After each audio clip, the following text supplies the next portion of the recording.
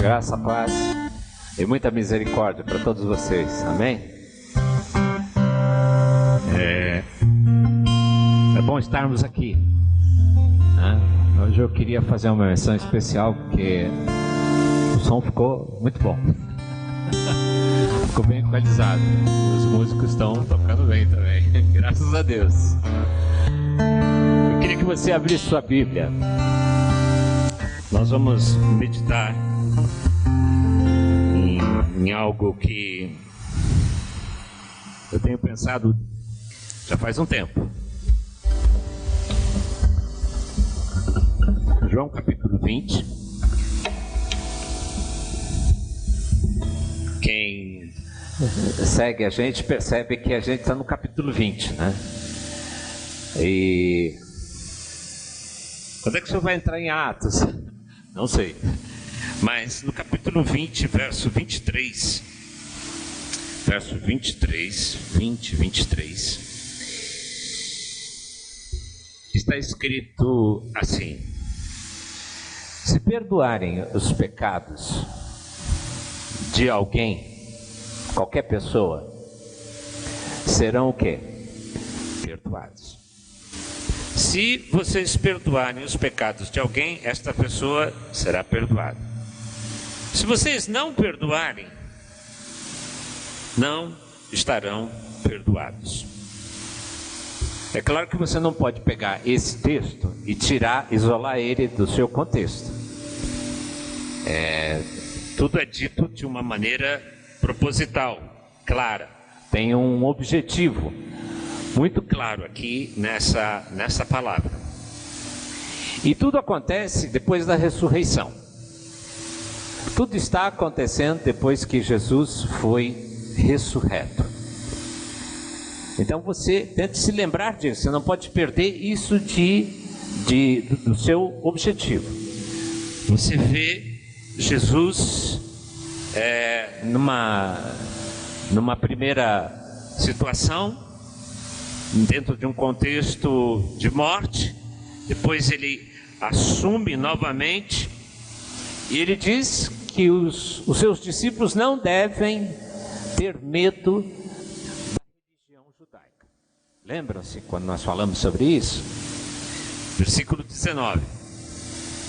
Depois no versículo 20, é a segunda situação que eu enumerei. Depois da ressurreição, ele traz uma visão para os discípulos de um Cristo crucificado, um Cristo realmente morto, um Cristo que padeceu, que pagou pelos nossos pecados.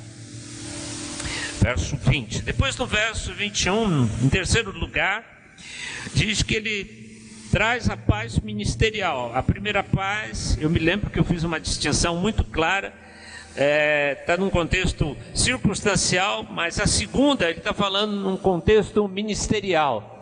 Olha, vocês vão fazer o ministério de vocês em paz. Isso não significa que não vai haver problemas. Vocês estão encontrando alguma dificuldade no som aí?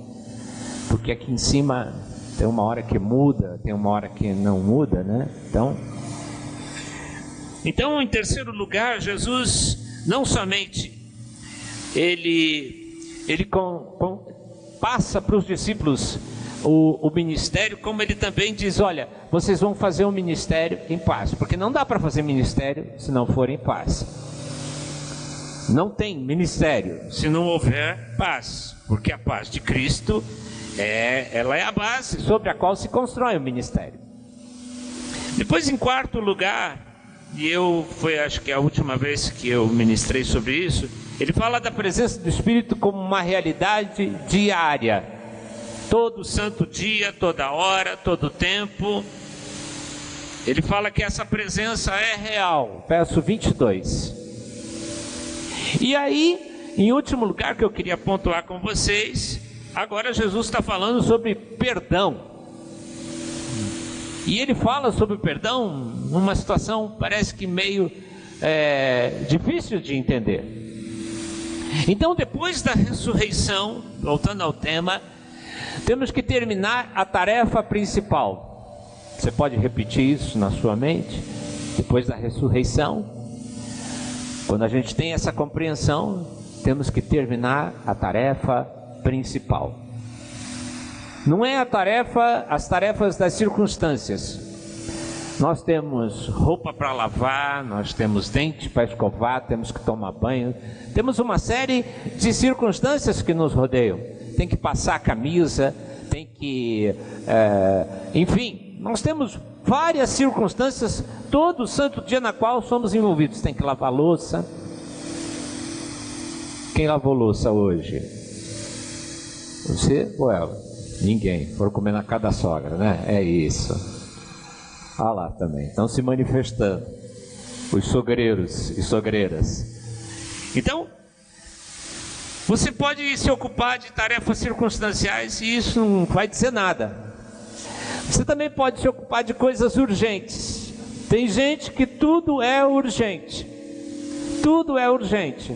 Primeiro porque deixa para a última hora. Segundo porque sempre vai postergando.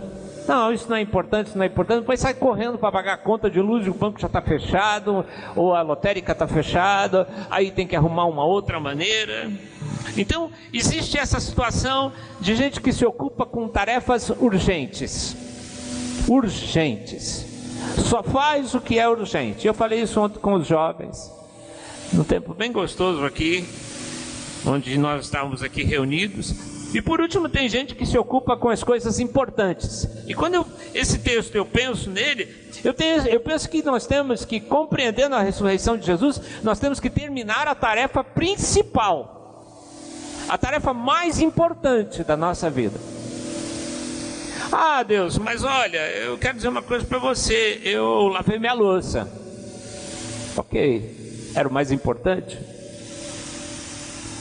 Oh Deus, eu quero dizer para você que eu comprei aquela televisão de 65 polegadas que a minha mulher vivia torrando a minha paciência para contar. Então ela tá feliz da vida, porque agora ela pode assistir a novela da Globo numa tela de 65 polegadas. E aí, é importante? Ou então você pode dizer, poxa vida, Jesus, eu ajudei tanto a distribuir comida para os pobres, eu fiz isso. Mas essa era a tarefa mais importante? Pedro e Thaís estavam ontem aqui, né? Então nós temos que nos ocupar com o quê? Com as coisas mais importantes. Qual é a sua tarefa mais importante em termos de vida? Aquilo que engole você. Você não pode viver sem. Tem gente que não pode passar sem o cigarro, tem gente que não pode passar sem a bebida, tem gente que não pode passar sem Coca-Cola. Não é verdade? Eu conheci uma missionária que ela levantava de manhã, ela não tomava leite, ela tomava Coca-Cola. Tem gente que não pode passar sem Coca, tem gente que não pode passar sem pão, tem gente que não pode passar sem arroz, sem feijão. Tem que ser aquilo, basicão. Tem gente que não pode ficar sem jantar. Não tem mais feijoada, né? Então, agora você faz ovo frito nessa noite. Mas aqui, nesse texto, eu queria que você primeiro pensasse comigo o seguinte. Quando você olha para ele, num primeiro momento, você pode pensar assim.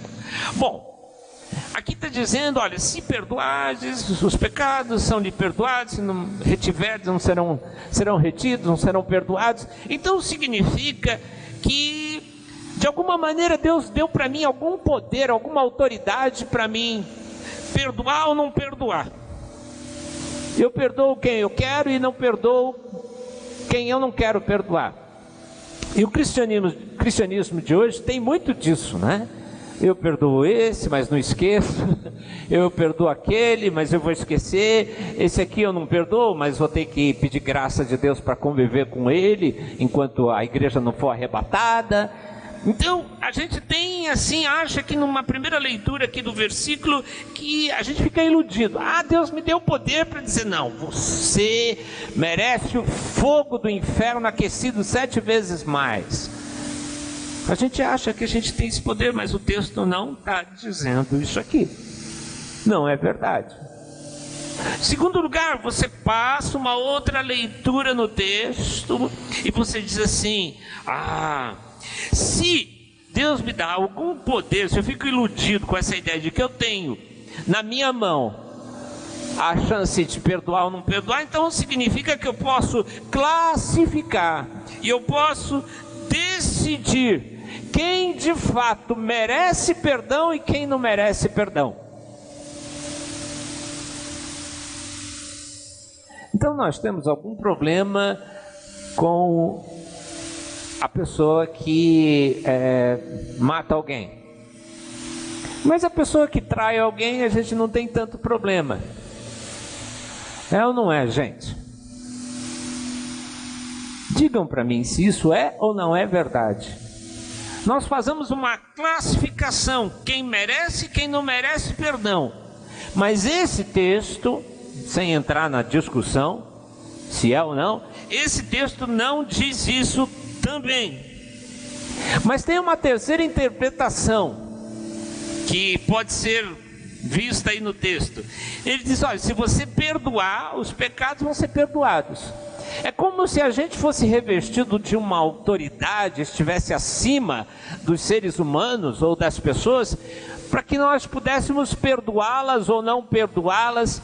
E essa ideia foi muito difundida na Idade Média ou até antes, como se só quem é apóstolo, só quem é líder é que pode oferecer essas garantias de perdoar as pessoas ou não perdoar as pessoas.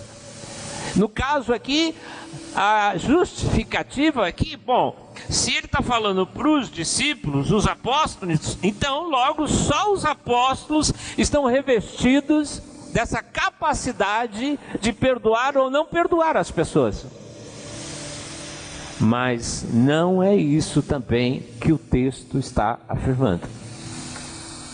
Não tem nada a ver.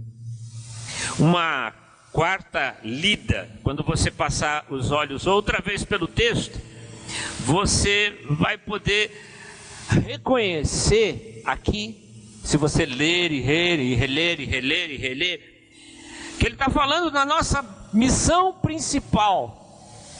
Nós não temos capacidade em nós mesmos de perdoar as pessoas, mas nós temos a capacidade dada por Cristo a nós de pregarmos o perdão para as pessoas. Quem está começando a entender, diga amém. É isso que o texto está dizendo. Nós não perdoamos, não damos às pessoas, você está perdoado. Quantos anos de cadeia você pegou? 20 anos, você está perdoado, você não deve nada, você está quites. Não, eu não tenho esse poder. O único que pode perdoar pecados de fato é Deus em Cristo Jesus, através de um trabalho do Espírito Santo, conforme a gente tem aprendido por anos e anos e anos, não é verdade, gente? Mas a mim me foi confiada, a você também foi confiada essa tarefa de pregar a todos e acolher a todos indiscriminadamente, acolher incondicionalmente todos os que creem. É duro quando você ouve um pecado, vamos dizer assim, cabeludo, e a pessoa diz assim, será que Deus vai me perdoar? Fazendo uma visita para uma pessoa que tinha sofrido um acidente com bujão de gás muito sério, ela disse, isso está acontecendo porque eu pequei, Deus me castigou. Ele disse, não, Deus não te castigou, você não sabe o que é ser castigada por Deus, você não faz ideia do que significa isso.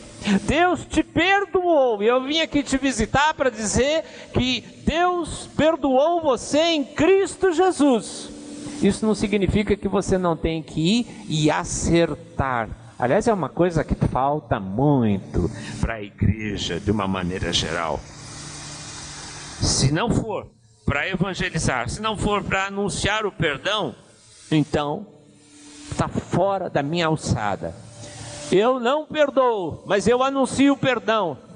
E graças a Deus, pelo Espírito Santo que habita em mim, eu posso dar o perdão às pessoas. Ah, pastor, isso é muito difícil. É difícil. Eu já acompanhei diversos casos em que ele traiu ela ou ela traiu ele. Eu sei muitas vezes que é sentar no chão de um carpete e ficar ouvindo, às vezes, a lamúria, o choro, a indignação da parte traída. Eu sei o que é isso. E também vi quando o casal decide se perdoar. Houve uma vez que eu devo ter ficado, no mínimo, umas 4 horas. 4 horas.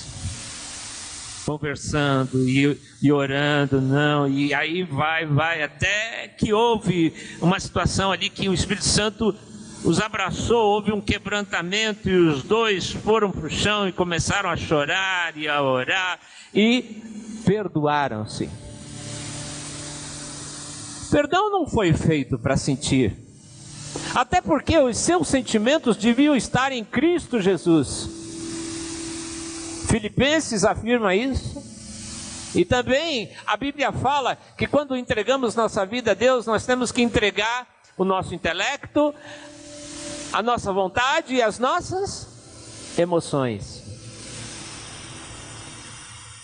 Então, quando se trata da ordem, essa atitude favorável de Deus para com todos os homens, com todos os humanos, ele está falando nesse texto sobre evangelização, sobre completar a missão mais importante da sua vida.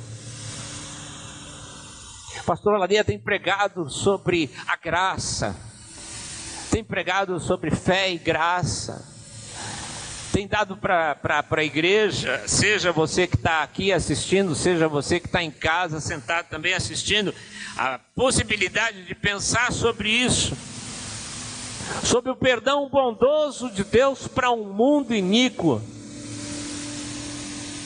Gente, há coisas que eu não preciso que o Datena fale para mim.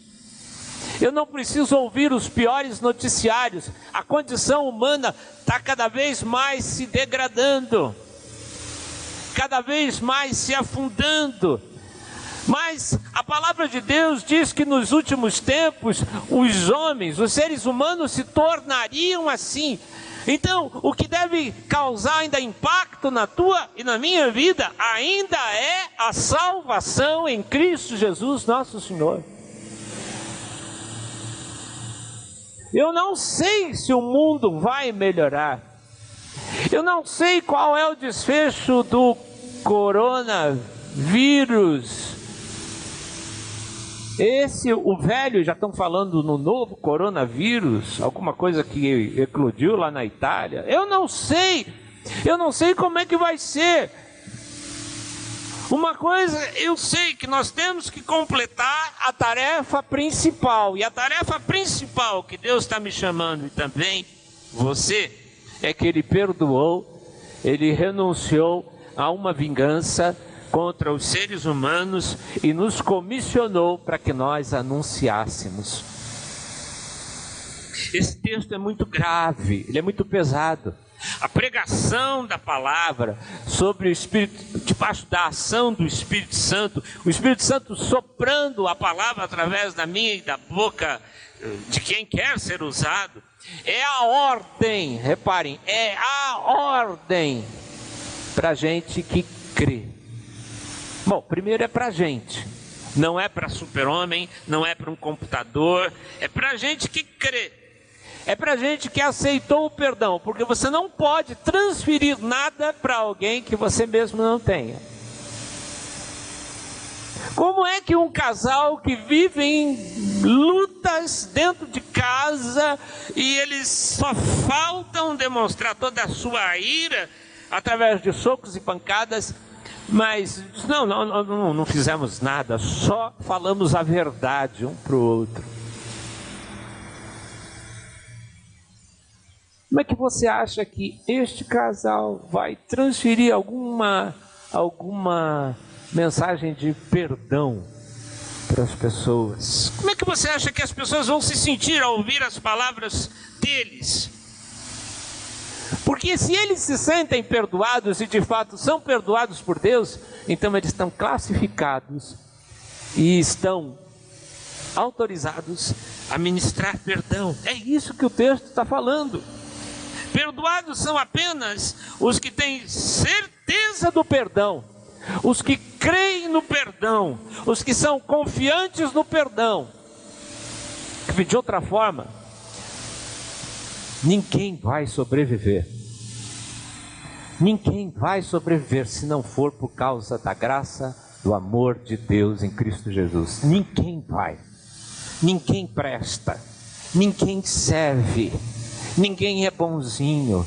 Ninguém, pelas suas obras, vai conseguir agradar a Deus. Mas como é que podemos fazer com que as outras pessoas participem do perdão, se nós ainda não temos uma certeza absoluta, se não estamos confiantes de que amanhã, segunda-feira, apesar de todo isolamento, podemos romper esse isolamento através das redes sociais, internet, intranet, e-mails, os outros meios de comunicação, Instagram e tudo mais, e realizar a tarefa principal. Quem daqui se habilita a realizar a tarefa principal? Aí você fala assim, mas o que significa esse perdão que está aí? Perdão, na sua forma mais intensiva, dentro do grego aqui, significa vai embora. Mande embora. Vai, é como se eu dissesse ao Jessé que está sentado ali, Jessé, não sente aí, vai sentar lá no fundo. É claro que eu não vou falar isso para o Jessé, porque ele está me monitorando aqui, né? Isso é uma ordem, é você mandar ir embora, perdoar. É quando não fica mais na sua presença, é quando você não está vendo mais. É quando não existe imagem nenhuma, nem holográfica, nem coisa nenhuma. Você despachou.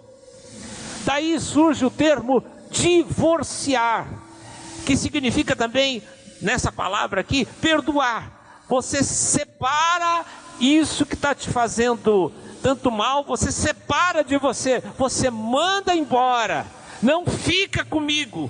É expelir, é abandonar. Vocês já viram de filhos que foram deserdados por pais? Eu conheço a história, eu li o livro de Sadhu Sulacin, né? O apóstolo que na Índia evangelizou tantas pessoas, mas ele, quando começou a ler o Novo Testamento e se converteu, ele foi deserdado. O pai dele disse, você não faz mais parte desta família. Isso significa perdão, não está mais na minha frente, eu não vejo mais, está oculto agora, foi enterrado, virou pó, está num outro lugar.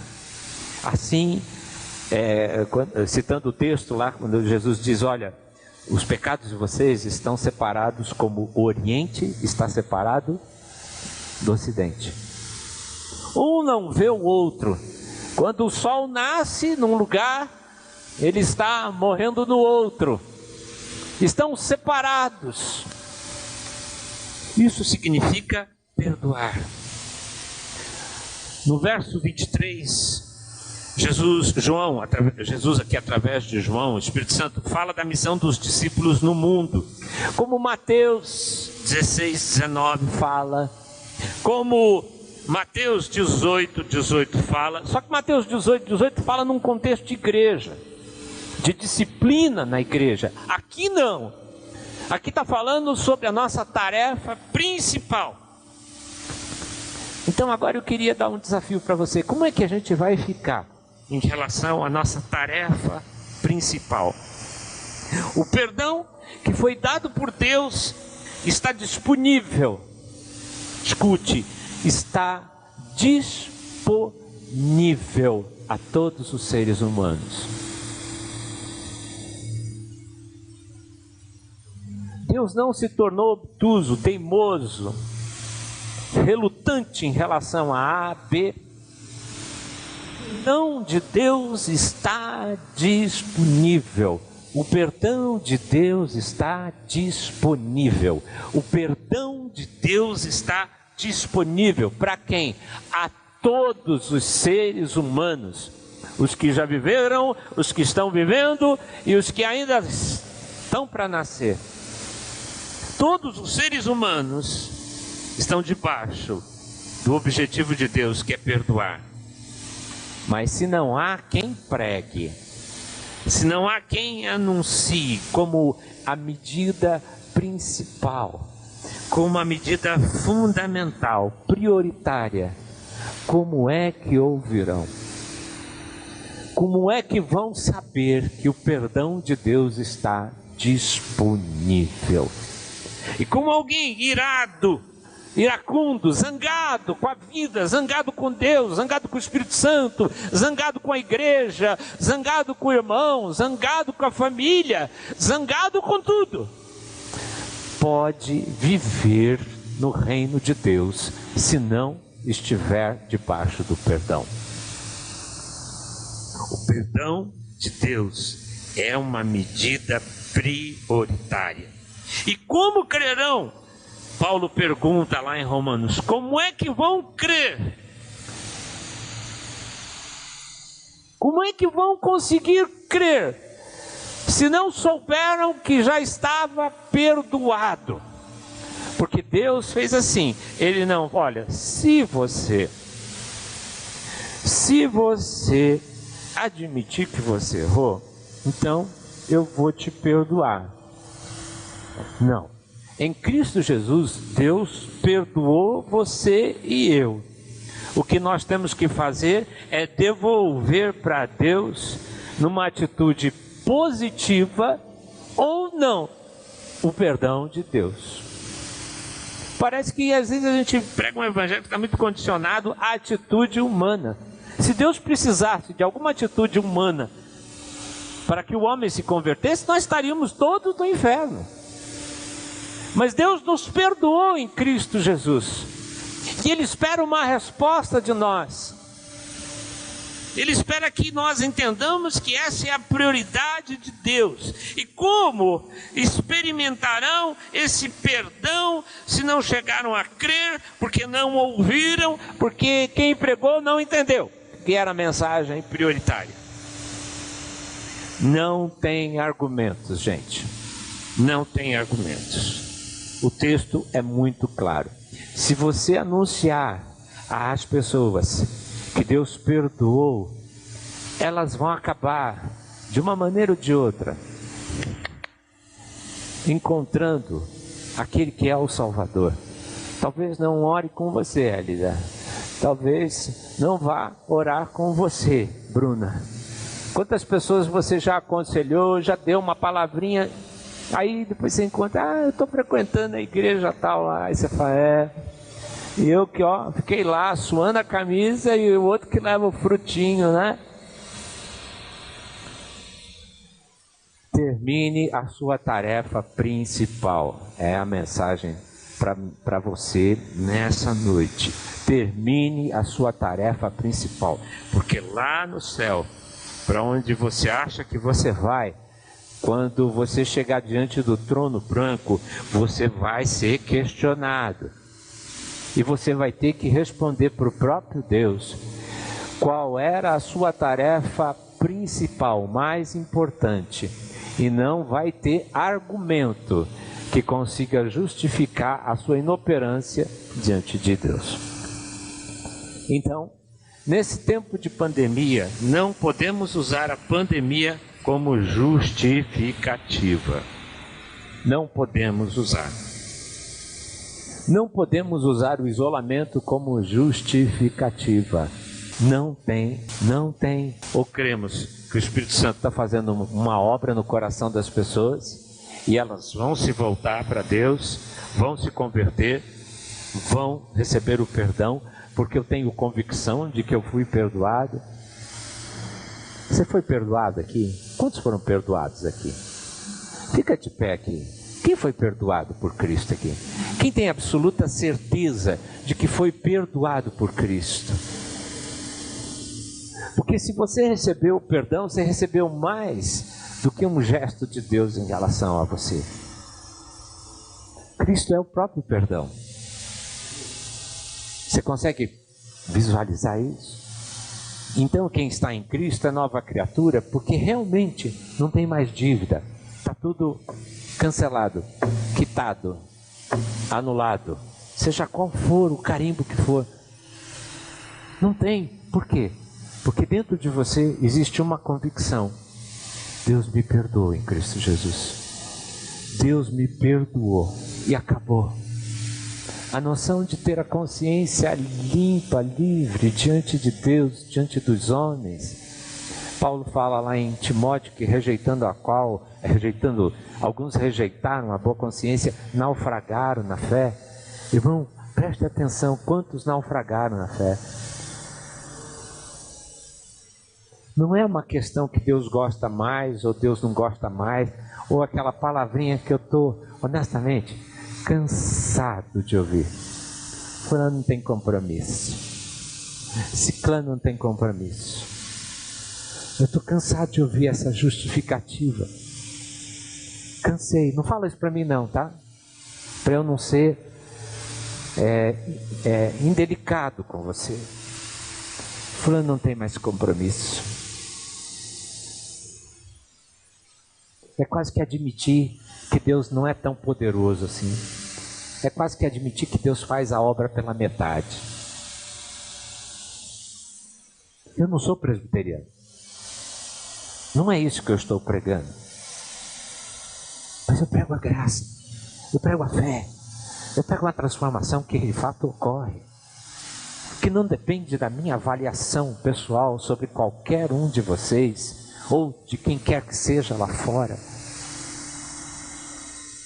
Só depende de Deus. Só depende de Deus. Só vai depender de Deus. E se Deus faz, não há ninguém que desfaça. Porque a porta que Ele abre, ninguém vai fechar. E também a porta que Ele abrir, mas nem o inferno inteiro não vai conseguir. Você consegue crer nesse evangelho, você que foi perdoado? Você pode fechar seus olhos e dizer: Deus, obrigado pelo teu perdão. Obrigado porque o Senhor me perdoou em Cristo Jesus. E não foi apenas porque aquele dia o Senhor estava generoso, alegre, feliz. O Senhor estava contente com a vida, com o mundo que o Senhor criou. O Senhor estava de bem com a vida. E naquele momento de extrema felicidade, de uma comunhão profunda com o Pai, com o Filho, ou com o Filho e com o Pai, o Senhor decidiu que estava tudo certo. Não foi isso. Foi alguma coisa muito pensada, muito pesada, muito refletida. E quando o Senhor manda teu Filho Jesus para vir ao mundo, não foi para que condenasse o mundo, foi para que salvasse o mundo, Pai.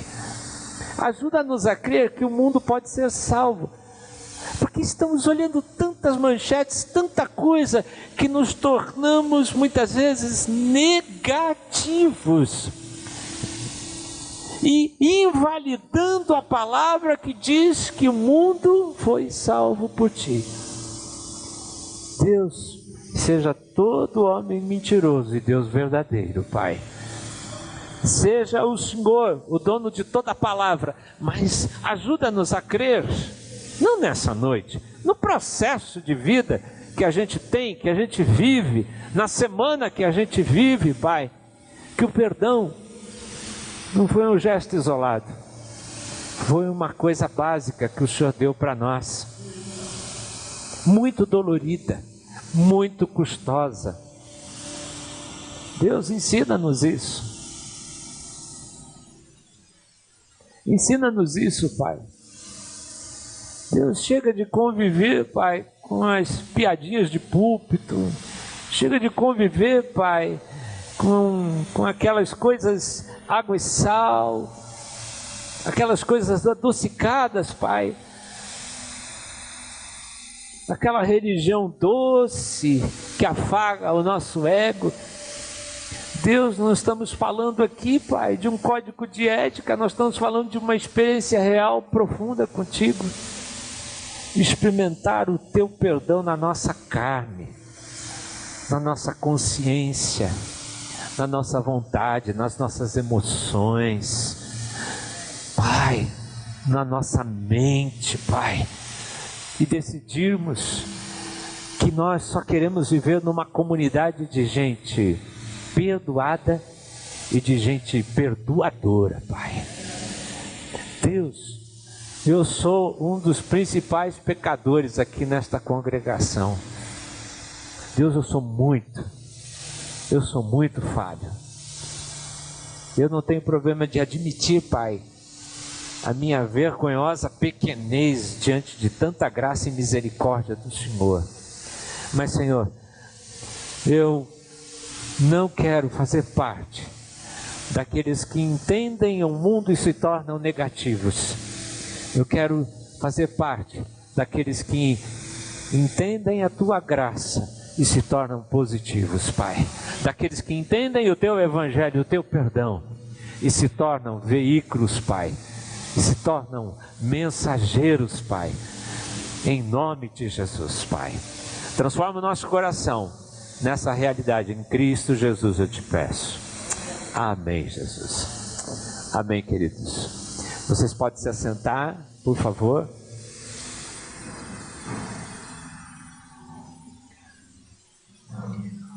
Gente, eu queria incentivar você. Samuel tem uma palavra? Então, por favor, Samuel, se você tem, vem. Nós queremos recolher os dízimos e as ofertas. Então, eu queria incentivar você. Como é que você acha que os pastores vivem?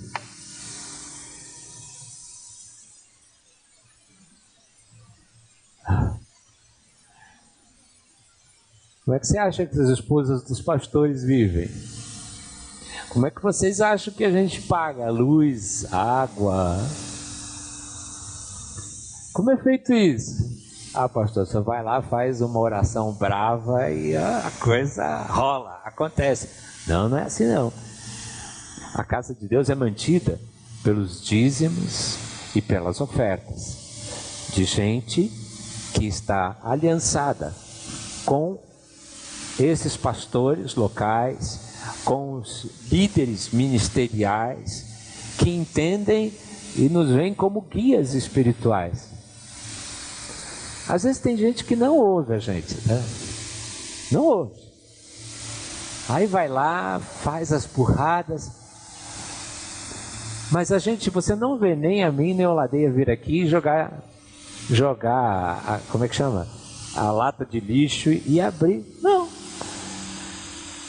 Eu mais, acho que talvez do que o Ladeia em relação a mim, eu admiro ele com a capacidade que ele tem de deixar para lá um monte de coisas que já fizeram contra ele. De gente que até teve casa aqui. Foi construída com o suor e o trabalho dos irmãos. E foi embora, nem tchau deu. Eu queria ser mais santo, assim que nem você, Ladeia, assim, mais. Eu acho que eu ainda não atingi o seu grau. Acho que é porque eu tenho menos idade que você, né? Mas acho que eu chego lá. Mas como é que você acha que nós vivemos aqui? Então eu queria desafiar você, que tem participado dessa obra, trazendo o seu dízimo, a sua oferta. Eu queria te convidar a você fazer isso novamente. Você tem o seu dízimo aí? Você tem a sua oferta? Traga, depois põe ali naquele gasofilasco que está em cima daquele cubo ali, preto ali, do meu lado direito aqui. Põe lá a tua oferta, faz isso nesse momento. Se você trouxe, vai lá, coloca lá e diz: Deus, honrando a tua palavra, aquilo que tu és, honrando meus líderes, o compromisso que eu tenho com a minha igreja local, eu vou dizimar, eu vou ofertar. Eu quero dizer para vocês que tem sido uma grande bênção. O Ladeia, ele é testemunha disso, porque ele olha lá o livro, né, as entradas, ele sabe que eu sou um dizimista, ele sabe disso. Talvez você não saiba, mas eu sou um dizimista. E Deus nunca tem deixado faltar nada. Madeira também. Eu já não sabia dele, né? Eu creio que ele é. Mas ele sabe. Então eu digo para vocês que Deus guarda a gente, protege a gente. Aí nessa última sexta-feira, num telefonema, alguém disse assim: olha, eu estou mandando uma oferta para vocês aí para ajudar na manutenção, né? Cirurgia da Cleide e tudo mais. A gente não fala nada. Muita gente nem sabe aí que Cleide foi operada da catarata. Ele não fala nada. Mas sabe o que Deus faz com você? Ele olha e diz assim: ele é meu perdoado. Então eu vou agir na vida dele. Eu vou ajudá-lo. E aí, de grão em grão, né, Bruna? Certo, Johnny? De grão em grão, de nota em nota, a gente vai expandindo e vai tendo condições. Acha umas camisas em liquidação. Vi essa camisa aqui, nossa, essa camisa, nossa, eu paguei essa camisa um preço de uma banana, não é nem de bananas porque vai sugerir muito, mas cheguei lá, olhei, liquidação. Eu falei, é essa. Até isso Deus te ajuda, porque você é fiel para com Ele. Tá bom, gente? Então, quero que os irmãos aí novamente se sintam motivados a dizimar e ofertar em nome de Jesus. A gente continua com os canais abertos. Se você quer trazer o seu dízimo aqui e entregar para Jane, ela está aqui pelas manhãs, né? Se você precisa que a gente ajude e vá até a tua casa, eu lembrei que eu tenho que passar na casa de alguém agora que eu lembrei, para pegar o dízimo dessa pessoa. Ou então, tem uma conta, o Gessé deve estar colocando aí, né, embaixo, na sua telinha, você deposita nessa conta aí, e que hoje no mundo moderno é mais fácil fazer as transações, né? Tá aí a continha para você depositar e ajudar na obra de Deus. Amém, gente? E se sinta aí uma pessoa abençoada. Porque você está dando? Não, porque você está tendo a graça de poder dar, conforme diz lá em Coríntios. Tá bom? Acho que é isso, né? Deus abençoe vocês nessa semana. Deus dê graça para vocês. E vocês continuem orando aí para a obra do ministério local. Continue orando pela cidade. Guardem-se, guardem-se, guardem-se. Eu estou sem máscara porque a gente está pregando aqui, mas você se guarde ao sair para a rua, fazer os contatos. Não fique com essa loucura, tanto de um lado como de outro, né? Ah, porque a notícia agora é essa. Não, porque... não, nem para a esquerda, nem para a direita. Caminha dentro de um equilíbrio. E se guarde, tá bom, meu irmão? Deus abençoe você, sua casa, e abençoe a tua semana aí, em nome de Jesus. Uma ótima noite. Fique na graça e na paz de Jesus. Amém?